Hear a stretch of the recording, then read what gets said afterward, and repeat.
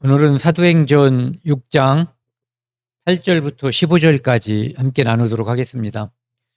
지난 시간에는 이제 일곱 일꾼 집사라고 하는 그 일꾼들을 왜 어떤 이유에서 뽑게 됐는가, 그리고 그것으로 인해서 처음 시작은 교회의 원망으로 시작됐는데 그것이 원만하게 하나님 뜻 안에서 처리가 되고 나니까 오히려 하나님께서 구원받는 사람을 폭발적으로 많이 늘어나게 해주셨다라는 그런 말씀을 함께 나누었습니다.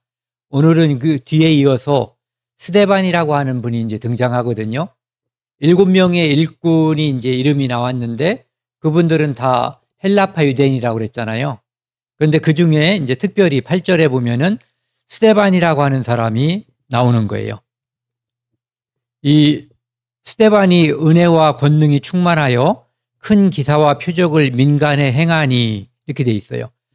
스데반을 이렇게 지칭하는, 스데반을 앞에서 이렇게 꾸미는 말들을 보면은 3절에 보면은요, 형제들아 너희 가운데 성령과 지혜가 충만하여 칭찬받는 사람, 그 다음에 이제 7사람을 추천하라고 하거든요. 그러니까 스데반도 이런 사람 중에 하나인 거예요. 성령과 지혜가 충만하여 칭찬받는 사람. 그 다음에 5절에 보면은 믿음과 성령이 충만한 사람. 이제 스데반을 포함한 7사람이죠.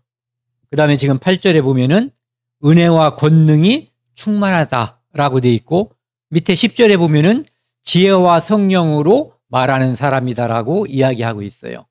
그러니까 스데반이 원래 이제 준비된 사람이라는 걸 우리가 알 수가 있거든요. 그런데 그분은 은혜와 권능이 충만하였다.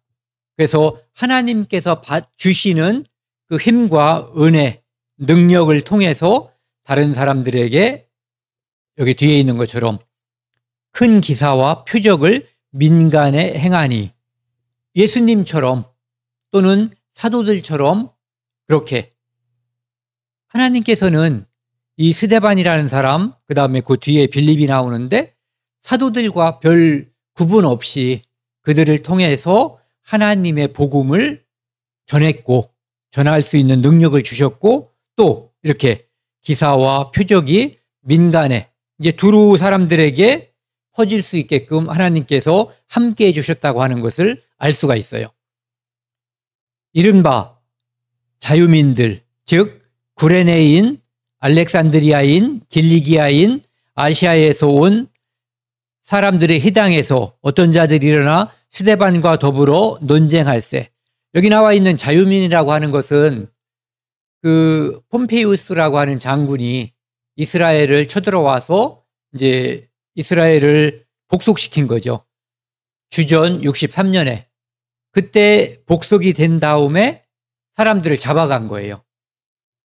그래서 이제 쓸만한 사람을 잡아가겠죠. 뭐 지적인 능력이 좋다든지 신체 능력이 좋다든지 뭐 이렇게 자기들이 부려먹을 만한 사람, 팔아먹더라도 노예로서 감나가는 사람, 이런 사람들을 이제 데리고 갔는데 나중에 그 사람들이 이제 다시 석방을 해준 거예요. 자유민. 그래서 첫 번째는 폼페이우스에게 포로가 되었다가 석방이 된 사람들, 또 어떤 사람들은 일테면은 예전에 바벨론이라든지 그 아시리아에 잡혀갔다가 나중에 이제 그 주변에 바벨론 영역, 그 다음에 나중에 페르시아 영역에 살다가 페르시아 시대에 고레스가 3번에 걸쳐서 귀향을 하게 해주잖아요.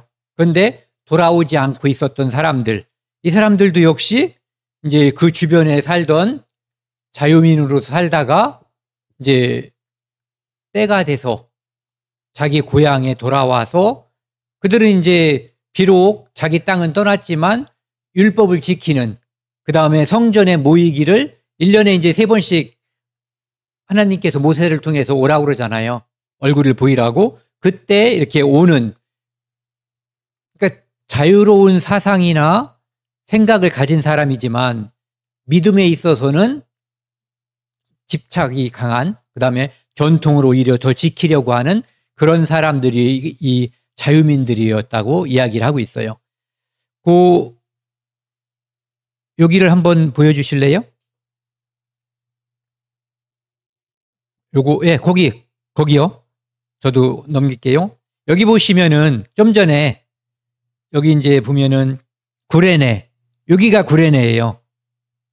그러니까 아프리카 반도에서 최북단, 그 다음에 알렉산드리아, 여기가 이제 알렉산드리아죠. 여기 아라비아 사막에서 비교적 가깝고, 그 다음에 여기가 길리기아, 오늘날의 튀르키예 땅인데 여기 자줏빛으로 되어 있는 여기가 이제 길리기아고, 그 다음에 이쪽을 아시아라고 했었던 것 같아요. 그러니까 터키에서 우리가 지금 바라보는 방향으로 볼 때는 왼쪽 방향, 그러니까 그리스 방향을 특별히 아시아라고 했었던 거죠. 그러니까 그 지역에 흩어져 살던 자유민들이 이제 스데반과 지금 분쟁이 생긴 거예요. 논쟁한다고 되어 있거든요. 스데반이 지혜와 성령으로 말함을 그들이 능히 당하지 못하여. 스데반이 준비된 사람이고 여러 가지로 뛰어난 사람인 건 틀림없지만 여기 나와 있는 이 말씀, 지혜와 성령으로 말하기 때문에 그들이 스데반을 당하지 못한 거죠. 왜? 하나님께서 그들에게 말씀하실 것을 주신 거예요. 넣어준 거죠. 아볼로라는 사람이 예전에 이제 그 뒤에 나오거든요. 사도행전 18장에 보면 아볼로라는 사람도 이 알렉산드리아, 좀 전에 봤었던 거기잖아요. 알렉산드리아에서 난 아볼로라는 사람이 있었는데 이 사람은 성경에 능통한 사람이었어요. 하지만 이 사람은 예수에 관한 것을 잘 모르고 요한의 세례만 아는 거예요. 그런데 나중에 이제 브리스길라하고 아굴라가 만나서 그에게 하나님에 대한 예수 그리스도에 대한 도를 더 정확하게 풀어줘서 이제 완전한 믿음을 얻게 된 거죠. 그 후에 그가 이제 사람들에 의해서 파송이 돼가지고 가서 그가 감에 은혜로 말미암아 믿은 자들에게 많은 유익을 주니, 은혜로 말미암아 유익을 준다고 되어 있거든요. 그런데 이 아볼로라는 사람은 어떤 사람이었냐면은 이는 성경으로서 예수는 그리스도라 증언하여 공중 앞에서 힘있게 유대인의 말을 이김이더라. 좀 전에 스데반처럼 또는 이 스데반처럼 다른 사람들과 함께 성경으로 예수 그리스도를 논할 때 그는 이기는 사람이었다는 거예요. 알렉산드리아에 산 아볼로라는 사람이 그랬다는 거죠. 그리고 지금 우리가 좀 전에 봤었던 스데반이 바로 그런 사람이었다는 거죠. 왜? 지혜와 성령이 충만해서 말하기 때문에. 그래서 여기에 보면 이제 알렉산드리아라고 하는 지명이 나왔는데 이 알렉산드리아라고 하는 것은 우리가 한번 짚고 넘어가면 좋아요. 왜냐하면 우리가 성경을 공부하고 이 성경에서 나오는 70인역이라고 있거든요. 성경 70인역. 그 성경이 바로 알렉산드리아에서 번역된 성경인 거예요.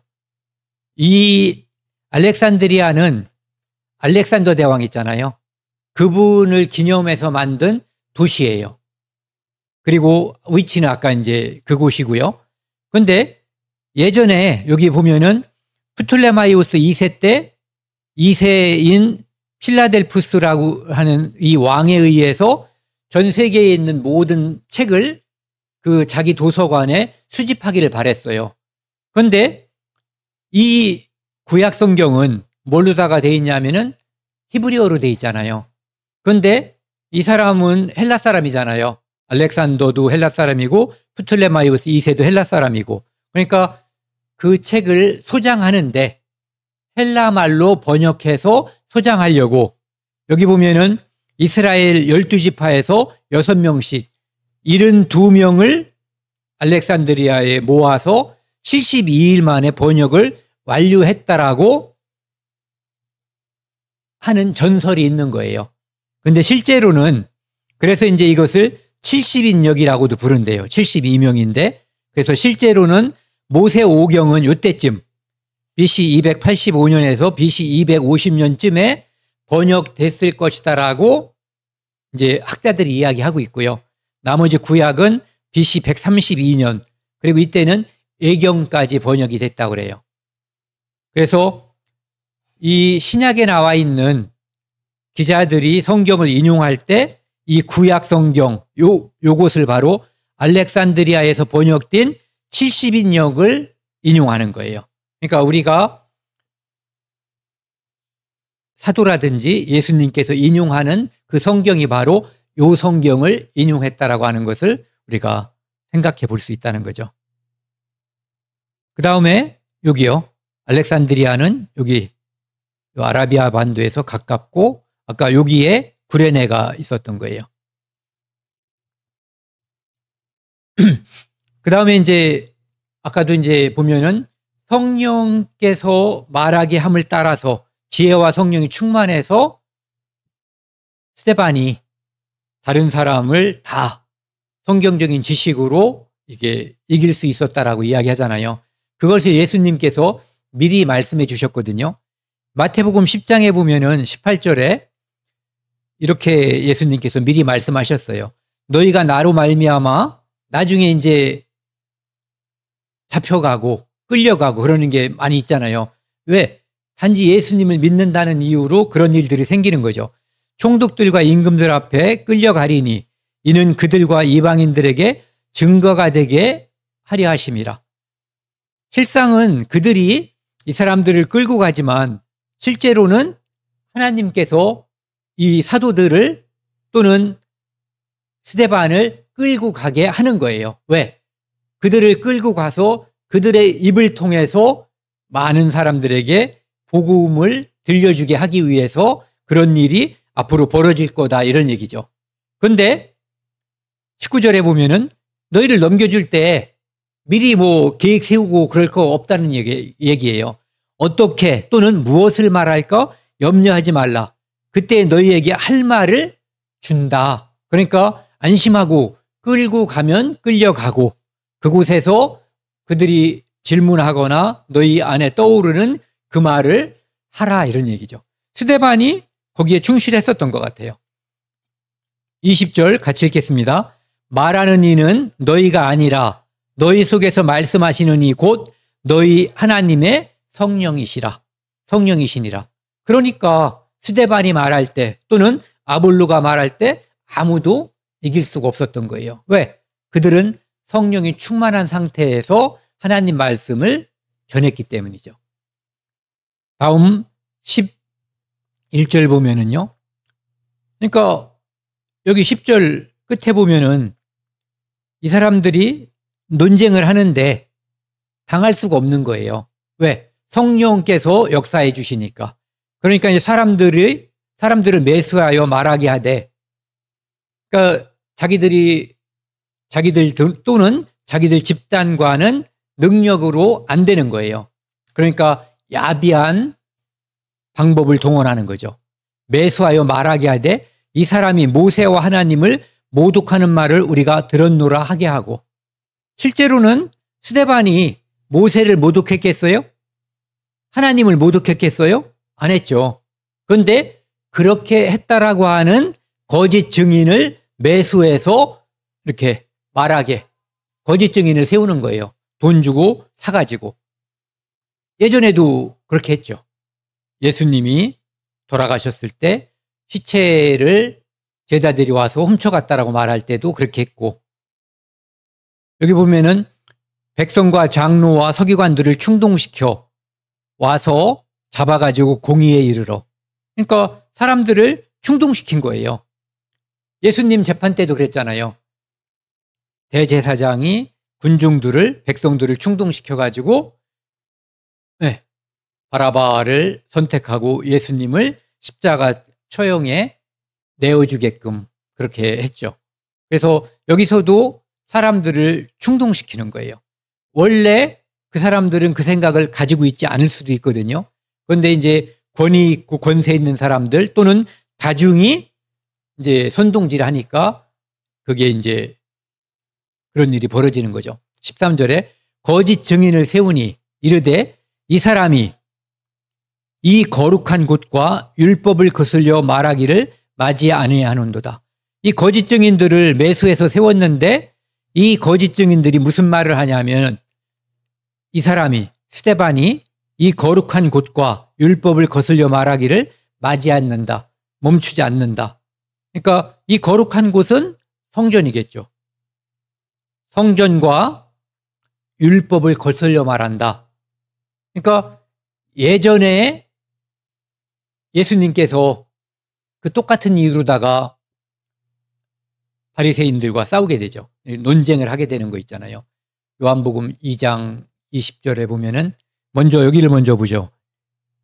이 마태복음 27장에 보면은 예수님을 십자가에 매달아서 죽이려고 할 때 그때도 대제사장들과 장로들이 백성들, 무리들을 권해서 이제 충동질하는 거죠. 바라바를 달라 하게 하고 예수를 죽이고자 하였더니 그래서 총독은 그 사람들이 알고 있는 거예요. 총독도 알고 그다음에 누구요? 백성들도 알고 대제사장과 장로들도 아는 거예요. 예수님이 죄가 없다는 것을.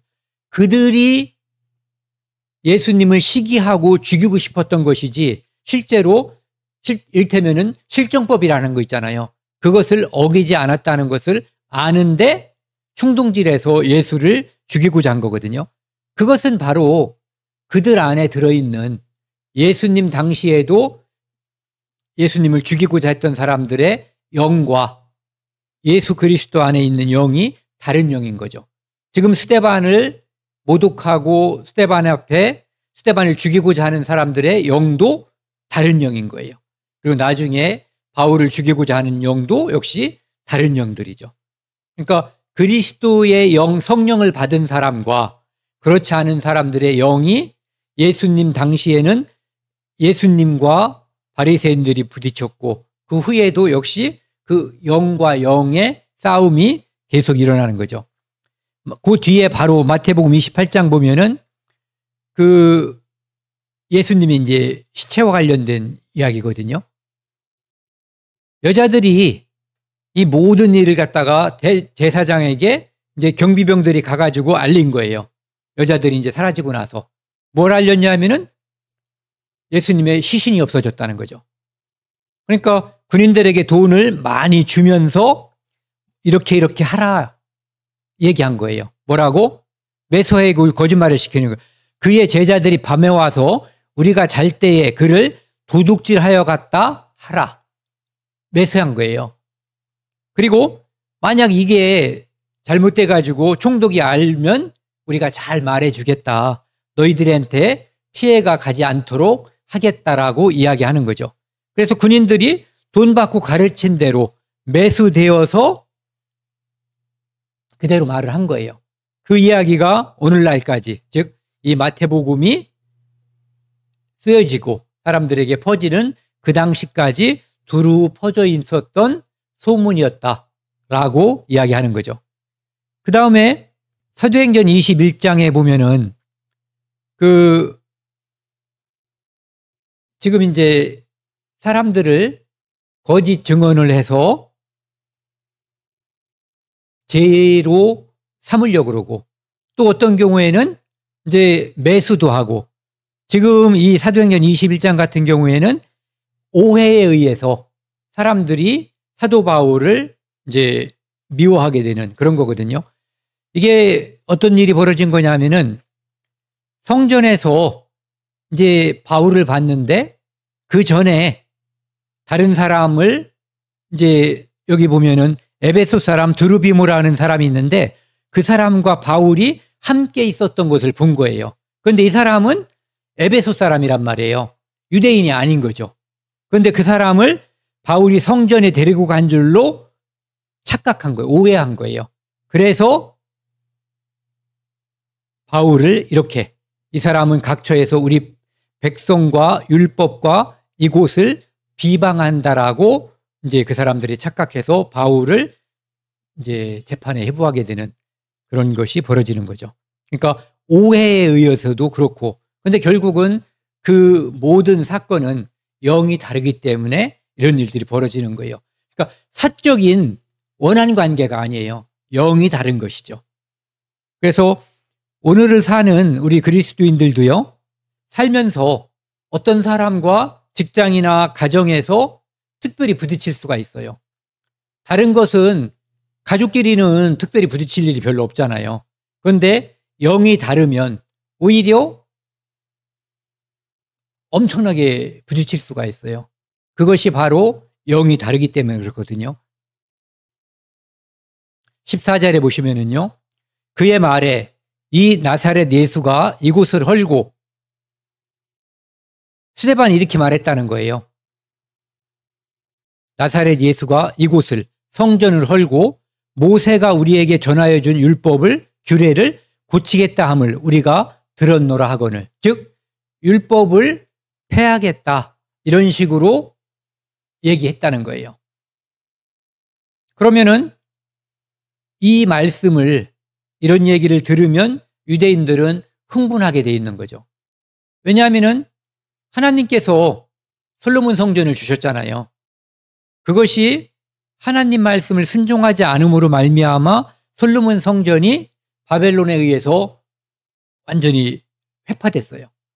그런데 나중에 고레스에 의해서 유대인들이 다시 포로 생활에서 끝나고 포로에서 자유를 준 거잖아요. 그리고 성전을 지을 수 있는 여러 가지를 이제 도와줘서 다시 돌아와 가지고 성전을 줬단 말이에요. 그리고 그 성전이 굉장히 보기에 미흡했기 때문에 헤롯이라고 하는, 헤롯 성전이죠. 헤롯이라고 하는 사람이 그것을 그래도 꽤 그럴듯하게 증축을 한 거예요. 그래서 46년 동안 공사한 결과물이 자기들 앞에 있는 멋진 헤롯 성전인데, 그러니까 솔로몬 성전만은 못했을 거라고 하지만 그래도 그 사람들이 자부심을 가질 만한 그런 성전이 있었다, 지금 존재하고 있는 거란 말이에요. 그런데 이곳을 헐고 예수가 그것을 헌다고 했다. 하나님이 계신 곳이잖아요. 성전이 없어지면 유대인들은 그 자기들의 존재 의미가 사라지는 거예요. 왜? 성전이 있어야 하나님 앞에서 그곳에서 제사를 드리고 죄 용서도 받고 하나님의 음성도 듣고 규제도 이루어지는 거거든요. 그런데 성전이 파괴될 것이다라고 이야기했다는 거죠. 그 다음에 유대인이 될 수 있는 것은 성전과 율법이거든요. 그런데 이 율법도, 이 규례를 고치겠다는 것은 기존의 율법이 부족하거나 잘못됐다는 것을 전제로 하는 거잖아요. 그러니까 그들이 하나님으로부터, 둘 다 하나님으로부터 받은 거잖아요. 성전도 하나님으로부터 받은 거고 율법도 하나님으로부터 받은 건데, 그것이 잘못됐거나 또는 회파된다라고 이야기하니까 이 사람들은 엄청나게 흥분한 거죠.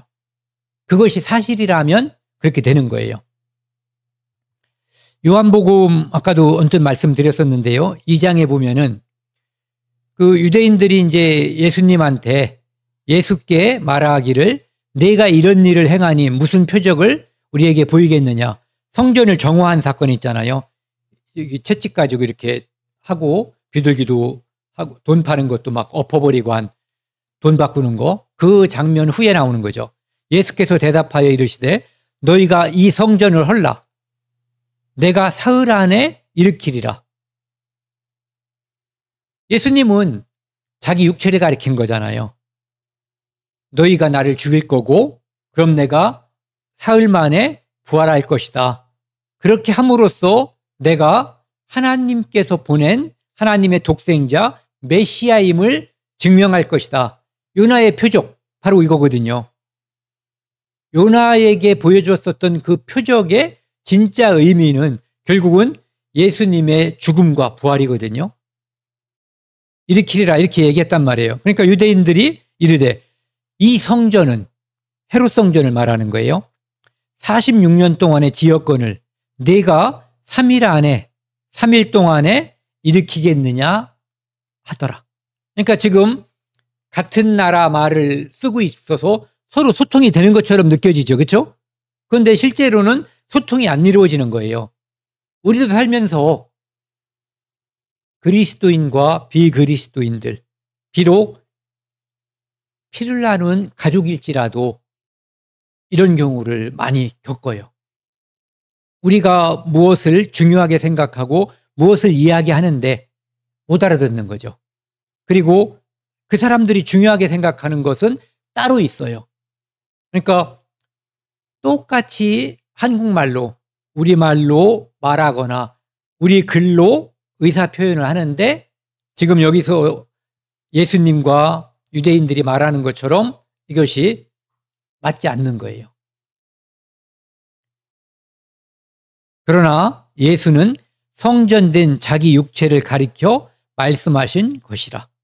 성전은 하나님이 계신 곳이 성전이거든요.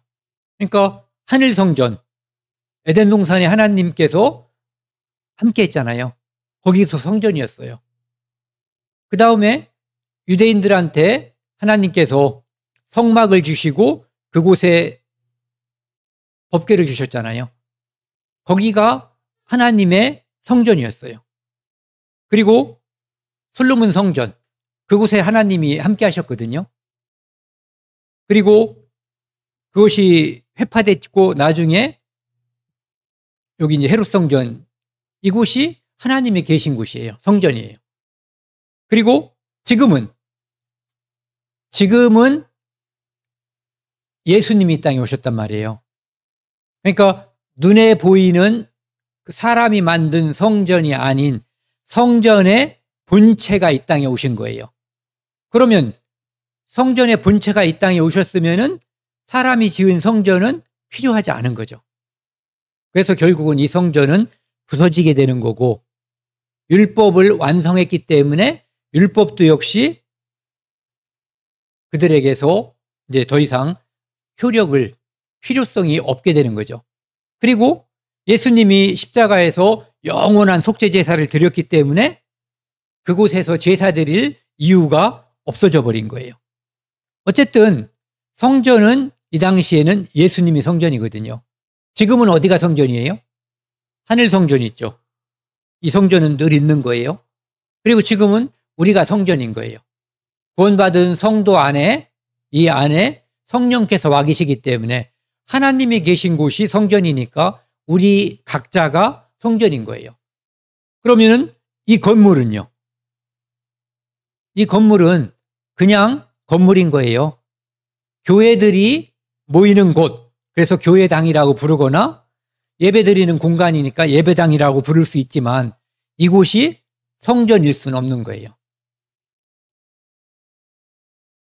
그래서 성전된 자기 육체를 가리켜 말씀하신 것이라.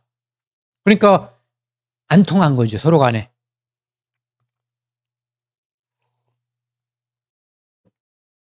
그래서 22절에 보면은요, 죽은 자 가운데서 살아나신 후에야 제자들이 이 말씀하신 것을 기억하고 성경과 예수께서 하신 말씀을 믿었더라.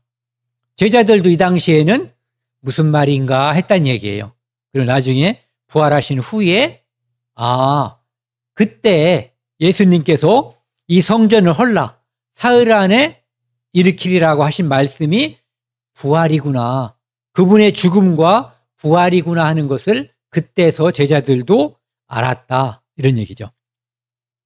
그래서 예수님께서는 원래 이 율법을 폐하러 왔다고 말씀하시지 않았거든요. 그런데 그 사람들은 율법을 폐한다는 이제 모함을 한 거죠. 마태복음 5장 17절에도 보면은 내가 율법이나 선지자를 폐하러 온 줄로 생각하지 말라. 폐하러 온 것이 아니요 완전하게 하려 함이라. 율법은 하나님께서 이스라엘에게 주신 하나님의 법이에요. 그것을 지키면 하나님께서 이스라엘 민족에게 축복을 해주는 거예요. 이 율법을 지킬 때 축복을 받지만 인간은 궁극적으로 최종적으로 그 모든 율법을 다 지킬 수는 없어요. 그래서 율법을 표면적으로 지킨다라고 말한 사람이 있었죠. 누구냐면은 바울 같은 사람. 그런데 바울이 자기가 율법으로는 흠이 없다라고 얘기했거든요. 그 얘기는 무슨 얘기냐면은 정말 율법을 100% 지켰다는 그런 얘기보다는 율법을 다른 사람이 볼 때 겉으로 드러나는 것은 하나님이 주시는 율법은 겉으로 드러나는 행위만을 말하는 게 아니에요. 그렇죠? 네. 그렇기 때문에 하나님을 사랑하고 그다음에 이웃을 사랑하는 이것으로다가 대별되는 그 율법을 완전하게 지킬 수 있는 사람은 온 마음과 온 정성을 다해서 다 지킬 수 없는 거거든요. 그래서 최대한 지키려고 애쓰고 노력하는 사람은 나중에 깨달아요. 아, 나는 다 지킬 수 없다는 것을. 그러면은 율법을 지켜서 하나님의 의롭다함을 받아야 되잖아요. 근데 율법을 지킬 수 없으면 의롭다함을 받을 수가 없는 거잖아요. 그러니까 그때 중보자가 필요한 거예요. 그래서 율법을 지키려고 애쓴 사람들은 아, 나는 하나님 앞에 완전할 수가 없구나. 율법으로는 죄를 깨닫게 된다는 거. 나는 죄인이구나 하는 것을 최종적으로 발견하는 거예요. 그럼 발견한 상태에서 그냥 머물러 버리면 그 사람은 죄를 아는 채로 죽게 되는 거예요. 그러면은 지옥 가는 거죠. 그런데 그때 필요한 게 메시아, 구세주, 그리스도죠. 그래서 그것을 궁극적으로 죄인임을 깨달았을 때 하나님께 기도하게 돼 있는 거예요. 하나님, 나는 죄인입니다. 나를 불쌍히 여겨주세요.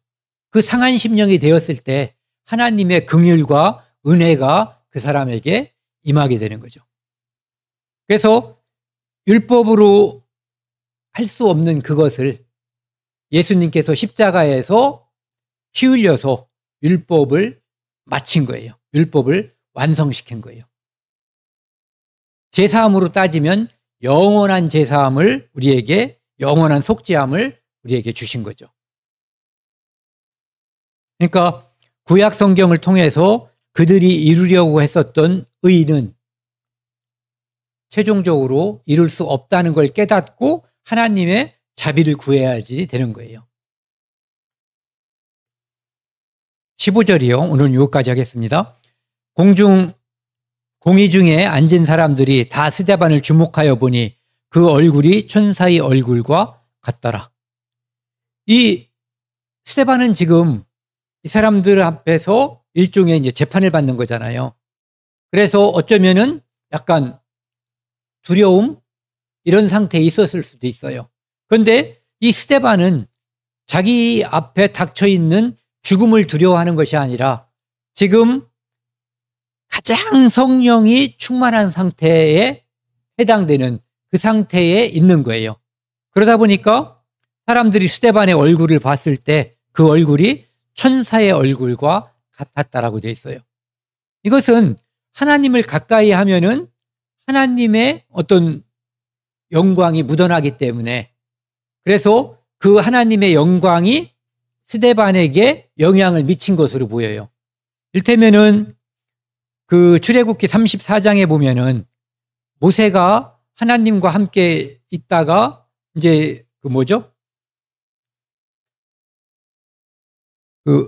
요거 증거판을 십계명을 이제 다시 받은 거잖아요. 이게 32장에 와서 깨버리고 다시 가서 이제 다시 받아서 그것을 산에서 이제 내려올 때 모세는 자기가 여호와로 여호와와 말하였으므로 말미암아 얼굴 피부에 광채가 나나 깨닫지 못하였더라. 거울을 보지 않는 한 내 얼굴은 안 보이죠. 누가 내 얼굴을 보게 돼요? 내 앞에 있는 사람들, 상대방이. 그래서 아론과 온 이스라엘 자손이 모세를 볼 때에 모세의 얼굴 피부에 광채가 남을 보고 그에게 가까이 하기를 두려워했다라고 되어 있어요. 그러니까 하나님을 가까이 하니까 하나님의 영광이 모세에게 이렇게 비쳤던 거예요. 뭐 그전에 무슨 시에 그런 게 있잖아요. 어떤 바퀴가 이렇게 지나갔는데 꽃이 이그러졌잖아요. 그랬는데 그 바퀴에 이 꽃에 향이 묻었다. 뭐 그런 시가 있었던 것 같아요. 그것처럼 하나님의 영광과 함께 있었던 모세에게 하나님의 영광이 묻어났던 거죠. 그것처럼 스데반도 사람들은 지금 사람은 스데반을 쳐다보고 있고 스데반도 이 사람들을 물론 주목했을 거예요. 그런데 스데반은 이미 하나님의 영광을 하늘 보좌에 앉아 계신 예수 그리스도의 영광을 바라보고 있었다는 것을 나중에 우리가 사도행전 7장 끝부분에서 알 수가 있거든요. 그러니까 그는 비록 이 땅에서 이 사람들에게 지금 심판을 받는 그런 상황이지만 그는 완전히 하나님께 심취해 있었던 성령 충만이 최고도로 올라 있었던 그 상태였거든요. 그러니까 얼굴에 모세처럼 광이 났었던 거죠. 그 다음에 마태복음 17장에도 보면은 우리가 이제 변화산 사건이라고 하는 예수님께서 세 사람을 데리고 올라가잖아요. 그 산이 어딘지 모르지만 우리가 변화산이라고 하는 그곳에 갔는데 여기 보면은 베드로, 야고보, 요한 이 사람을 데리고 높은 산에 갔어요. 그런데 거기서 변형돼 가지고 그 얼굴이 해같이 빛나며 옷이 빛과 같이 헤어졌더라. 이렇게 예수님의 얼굴이. 그 다음에 예수님이 거기서 이제 두 사람을 부르잖아요. 누구? 모세하고 엘리야를. 이렇게 변했었는데 나중에 우리가 예수님을 만나면 이런 모습으로 바뀌지 않을까라고 생각이 들어요. 그러니까 어떤 그 세탁한 깨끗이 한 것보다 더 하얗고 더 광나는, 그러니까 우리가 그림 같은 데서 보면은 그거 어떻게 만드는지 모르지만은 이렇게 밝고 이렇게 빛이 나는 것처럼 보이는 거 있잖아요. 그런 식으로 스데반의 얼굴이, 그 얼굴에 하나님의 영광이 빛나서 달처럼 반사했었던 것을 우리가 볼 수 있는 거죠. 오늘은 여기까지 하겠습니다. 다음 시간에는 사도행전 7장이 엄청 길더라고요. 60절까지 있어요. 그래서 30절씩 두 번에 걸쳐서 보니까 거의 빨리 읽어야만 30절씩 진도가 나갈 수 있을 거라고 생각이 들거든요. 읽어서 내용 파악을 하는 수준으로 할 수 있을 것 같습니다.